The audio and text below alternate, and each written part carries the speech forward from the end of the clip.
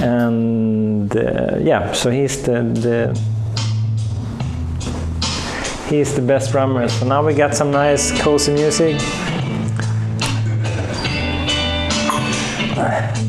Drink Nescafe, best coffee in the world. Yeah. So all this talking was just to promote this new coffee. Nice clip. Fucking, I lost my hearing. So I'm Morgan Ågren, I'm from Sweden, and I'm going to be interviewed here. So welcome to my interview.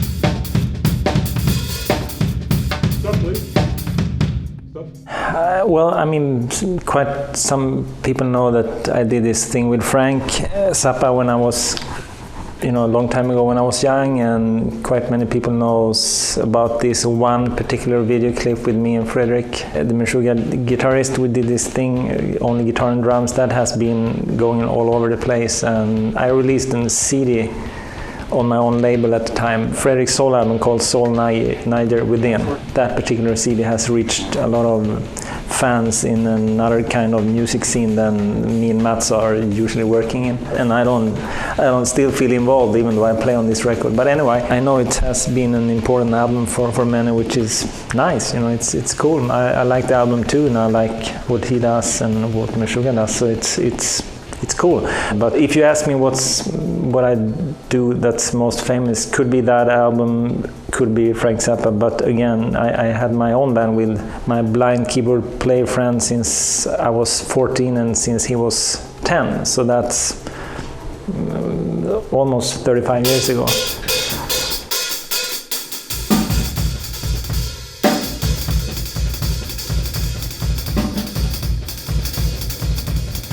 After all this year of non-stop working, you sometimes end up playing with your background idols and influences, which is really a nice thing, just to meet these guys at all and being able to play with them. And I, was emailing with Adrian Belew in 2011, and you get, I'm not 20 now, but I still, you get this starstruck feeling, it's Adrian Belew in 2011, it's quite cool, and they seems to be very nice people, and that's also kind of an unreal thing. And besides meeting and playing with Frank Zappa, of course, which I did when I was 20, which was an unreal experience, of course, totally unreal.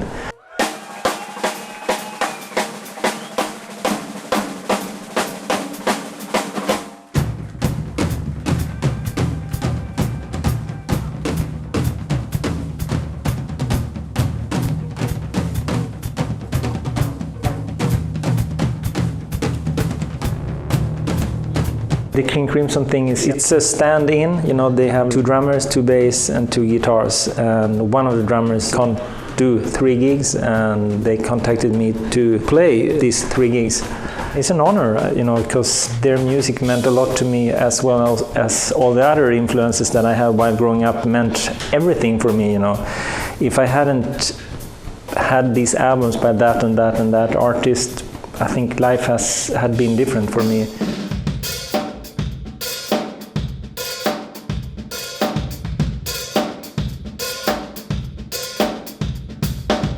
A couple of months ago, I was, going to this place where you throw, the trash, and there was a guitar there. It was a family, and they opened up their bus, and they were about to throw a guitar, and I couldn't help see that guitar, and I said, "Are you really going to throw that?" "Yeah, you can have it." I think they were in divorce or something. Everything was just going, like that. So I took it, and I brought it home, and then I put it between my bass drum pedal again and the head of the bass drum. So, and I removed all the strings besides the E string. When I hit the bass drum, the beater hit the actual body of the guitar, but the body of the guitar was also touching the head of the drum. So I get the attack from the guitar and the sustain from the string, but also the sound of the bass drum. And then I put a fuzz, like a distorted plug, just a plug-in in my Pro Tools, so I get distorted sound, and I recorded.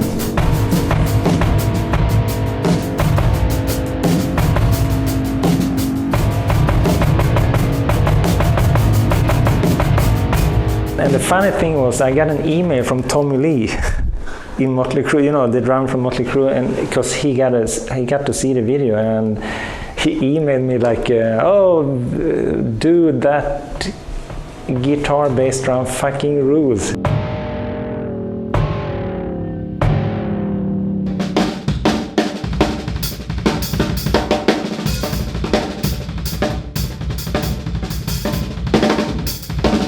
Well, in the beginning I was mainly focused around the magic around playing drums, but the older I get, the more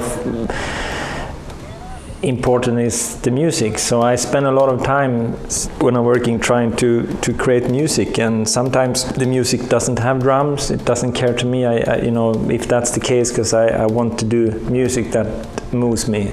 It's very hard for me to just play drums, and it's hard for me to get a kick out of just listening to drums. It's not, when you were 10 and you heard somebody play, it was amazing, but it's like you do it for millions of hours, and then after a while it's kind of, it doesn't excite me as much as when I was a kid. It's hard to get as excited as when you were a kid now. But usually what makes my mind most occupied is you hear a certain thing of music and you it's just repeating in my mind, and then you try to get this vibe and the atmosphere from what you hear, and you make it come out in a composition. That's what I never go to the drum set and just sit and play drum fills, and I never do that. I sit behind my computer and I have my samples and my sounds, and I try to create things there. And the drums usually comes as the last thing nowadays.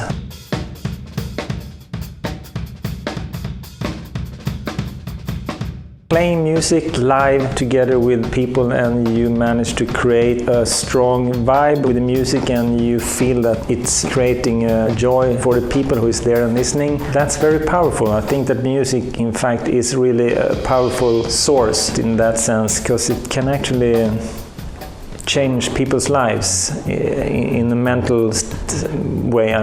Soul and the spirit. And if you cut off your leg, it won't help. If you go to a concert, the leg won't come back. But I think whatever it's about emotions and feelings, music can really make a difference. It did for me. When I grew up, I wouldn't have been the same if I wouldn't have access to all this great music. You put headphones on, and it opens up a new reality, I think. And it's strong. It's a state of being, and it's somewhere you can be in a spiritual way. So that's what drives me today. I want to, for myself, I want to be in this state of mind when I think something happens and it's huge and something is strong, and I want to feel that myself, and I'm happy if the people you play for, if they feel the same. Because after a concert, sometimes you meet people and they have this incredible face, there is a happy face, and that moment is just great. If somebody comes up to you afterward and they say, "Oh, you're really fast on your bass drum," you say thank you. That's But what is more important is when you see that you have this emotion in somebody's face afterwards, that he looks like something big happened to him just because of the music. It's an incredibly nice feeling. I think this is what I can offer, hopefully when we play. If that happens, that's big.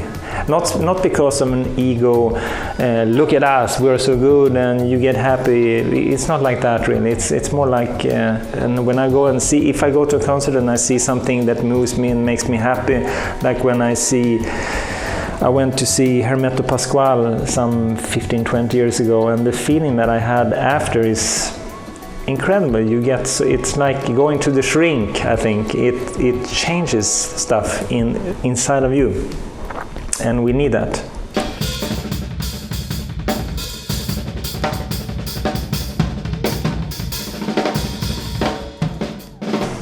I didn't regret any musical collaborations really. I mean, some of them you might look back at and have a little smile about it, you know, like some heavy metal 80s bands that I was doing some recordings with.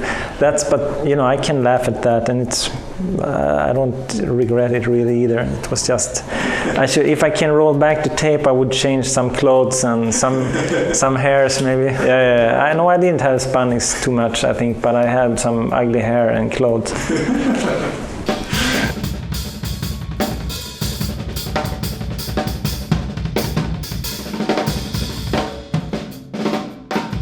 Well, just first let me add that Jon Christensen, Norwegian great jazz drummer, he was saying in an interview once that he played in waves. Waves, you know, like not like but more like waves. And it sounded great the way he thought about the waves, because waves is something else. And I know Christian Banner from Magma, he said, my favorite rhythm, the sea. No problems with tempo, you know. There is no, it's just an open flow, you know, and you know, everything is just music to me, and I don't see them. I mean, what I can say is that I don't think much of numbers and bars. I never, when I play, even if there is complicated stuff, I never count numbers. This is not how I work. I know some people are very structured, they write down stuff. For me, it's the opposite. I don't know much about theory and numbers and stuff, so I just listen. I'm going for a vibe, you know, and I'm going, when it's a groove, it's sometimes you play a groove which is really like forward, like you put it like that, but sometimes you lay back and you try to put it that way. It depends on what makes the music sound best, I think. But when I recorded Fredrik's album, there was also stuff that could be viewed as Lego, putting Lego together. But I think I hear patterns, and then I try to feel them and play them without counting and stuff. Because as soon as you count thing and 1, 2, 3, it gets. I think it's not good. It's better to try to feel it instead of counting stuff.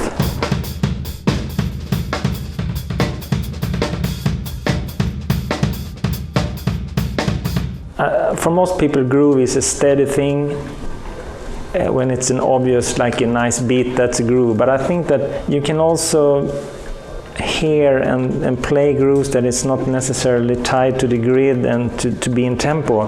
There was this guy named Ronald Shannon Jackson, a drummer that I found really inspiring when he came around like mid-80s. Again, I was referring to like the more polished, slick bands at the time of the 80s, but then I found this guy, Ronald Shannon Jackson. He made an album called Pulse, which was only improvised drums, and he had a headset and he was reading Shakespeare poems and playing drums, and it was such a force, you know. But these patterns and themes and grooves were not always in tempo.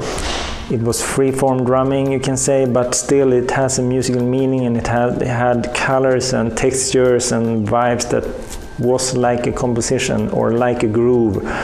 So groove can be much more than just a steady thing. But I also like the steady thing, you know. It's nice how different people can sound, because if you take Jim Keltner, Steve Jordan, or Keith Carlock, these guys, they sound very different, but all of these three guys can play medium tempo, super basic thing, and it sounds really good. I mean, it's not many drummers that can play an easy thing like that and make it stand out. I love to hear Steve Jordan play when he just sits down and plays.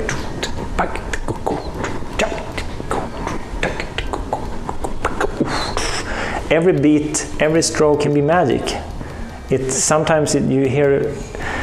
Some people might say, "Oh, it's just taka boom boom." It's boring, like that. But if you really listen, it sounds so perfect. It's very few drummers can make paka boom boom, pop, and at least make me like this. But some guys can, and it's nice. I like that. So that's another type of groove when people are able to play with such an. I mean, there is different reasons for all of them. Some guy might focus on the bass drum, the timing of the bass drum, or the sound of the bass drum, and the other guy is focusing on his hi-hat or whatever. Each of them has probably their own mind,